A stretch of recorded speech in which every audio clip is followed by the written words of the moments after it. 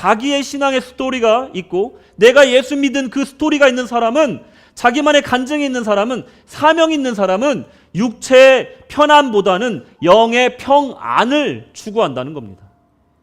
쉬지 않으면 월요일이 좀 걱정돼. 일요일날 무리하지 마야지. 이런 생각에 지배당하는 삶과 하루 종일 교제하고 가르치고 헌신하고 또 주님 안에서 정말 충만하게 보낸 그 주일 후에 몸은 피곤하지만 집에서 누워서 그 하루를 마무리할 때 찾아오는 그 충만함이라는 것, 그것을 아는 사람은요, 육체의 편안보다는 영의 평안을 추구하게 돼 있다는 겁니다. 이게 바로 확고한 나만의 예수 스토리가 있는 사람의 정말 유익이고, 한마디로 단단한 신앙이 주는 유익이라는 거예요. 여러분이 예수를 만났던 이야기가 어떠했는지 여러분들 적립대에 있습니까? 내가 이제 한국에 돌아가시겠지만 비행기에 딱 탔을 때 내 옆자리에 앉은 사람에게 정말 예수를 전할 기회가 왔어요. 그러면 내가 툭 쳤을 때 예수님에 대해서 어떻게 설명할 것인가 내 안에 적립되어 있냐 이겁니다.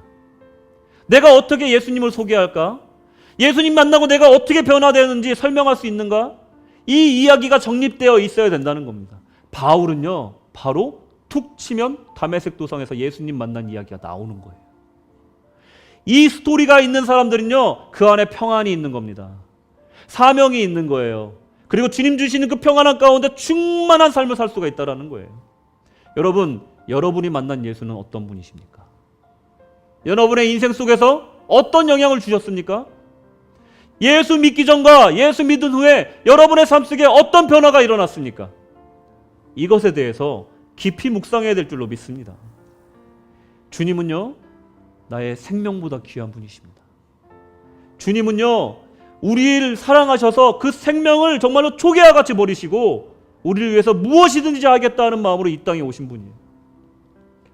그 외로운 길, 머리 둘 곳도 없는 그 삶, 그것을 기꺼이 감당하셨고요. 더 나아가서 십자가에서 자기가 모든 물과 피를 쏟을 정도로 우리를 사랑하시고 그것을 하는 데 있어서 전혀 거리낌이 없었던, 우리를 정말 한 톨 부끄러움 없이 사랑하신, 우리를 사랑하신 구주시라는 거예요. 그분에 대해서 우리가 어떤 이야기를 갖고 있는지 정확히 정립해야 될 줄로 믿습니다. 어느 날 내가 교회당에 앉아서, 아무도 없는 교회당에 앉아서 십자가를 바라보는데 눈물이 나지 않는다면 여러분, 우리 신앙 뭔가 잘못되고 있는 겁니다. 예수 십자가를 묵상하는데 내 눈에 눈물이 나지 않는다면, 지금도 죽어가고 있는 그 예수님 믿지 않는 사람들을 생각할 때, 아직도 믿음이 없는 내 가족들을 생각할 때 내 눈에 눈물이 없고 애끓는 마음이 없다면 우리 신앙 뭔가 잘못되고 있다는 겁니다. 여러분, 예수님이 그런 분이세요. 우리 그분 믿었을 때 그 첫사랑의 마음이 어땠는지 여러분 기억해 보십시오. 바울은요, 예수님을 다메섹 도상에서 만나고 보니까 세상의 모든 것들이 분투와 같이 여겨졌어요. 이것보다 고상한 삶이 없겠구나. 예수님 따르는 이 삶만큼 고상한 삶이 없고 가치 있는 삶이 없겠구나 깨달았어요. 제가 어저께 TV를 보니까 어떤 분이, 연예인분이 뉴욕 마라톤에 참석을 했어요. 아마 2번째 마라톤을 참석하는 것 같아요. 그래서 자신만만하게 내가 전보다는 기록을 좀 좋은 거로 내겠다고 신나게 열정적으로 시작을 했는데 한 20km 지점이 되니까 지쳐 쓰러져서 토하고 누워있고 기어가는 상태가 된 거예요. 처음에는 안 보였는데 그러고 나서 다시 다잡고선 그 마라톤을 뛰기 시작하니까 그 눈에 보인 사람이 누구였냐면 호호 할머니가 그 마라톤을 뛰고 있는 모습이 보이더라는 거예요. 자기보다 약한 사람이 보이더래요. 목발을 짚고 41.19km를 가고 있는 사람이 보이더래요. 스케이트보드 하반신이 없어서 스케이트보드를 타고 41.19km를 마라톤을 참석하는 나보다 약한 사람들이 보이더라는 겁니다. 자기가 부끄러워졌대요. 내가 약해지고 보니까 나보다 약한 사람이 보이더라는 겁니다. 내가 주님 앞에서 그 밝은 빛, 광명한 빛을 보고 나니까 정말로 어떤 짐승의 새끼처럼, 눈을 뜨지 못하는 갓 태어난 그 새끼처럼 누구의 인도함이 없이는 아무것도 할 수 없는 그 존재가 되어 보니, 아, 이거 아무것도 필요 없는 거였구나. 주님께 물어보게 됐습니다. 주님, 제가 무엇을 할까요? 다메섹으로 가라. 주님, 제가 무엇을 할까요? 죄를 회개하고 죄 사함을 받으라. 구원받으라.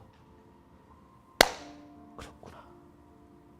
내가 하나님을 위해서 무엇인가 하려고 했으나 하나님이 나에게 원하는 건 무엇을 하는 것이 아니라 나를 구원하기를 원하셨구나라는 걸 깨닫게 된 거예요. 그러면서 바울은 자신만의 예수 스토리를 갖게 된 겁니다. 여러분들이 지금 모습으로서 사관, 부교님, 정교님, 어떤 분들은 집사님, 권사님으로 지금 계시지만 하나님 앞에는 그냥 장광태인 겁니다. 나 너 구원하기 위해서 십자가 졌어. 나 너 살리기 위해서 뭐든지 할 수 있어. 그냥 너를 구원하기 위해서 한 거야 라고 말씀하시는 거예요. 내가 생각하는 예수님이 이런 예수일 때 내 스토리가 정립되는 것이고, 누가 쳐도 그 얘기가 나가면 되는 거예요. 배울 필요가 없는 얘기인 겁니다. 내 얘기인 거예요.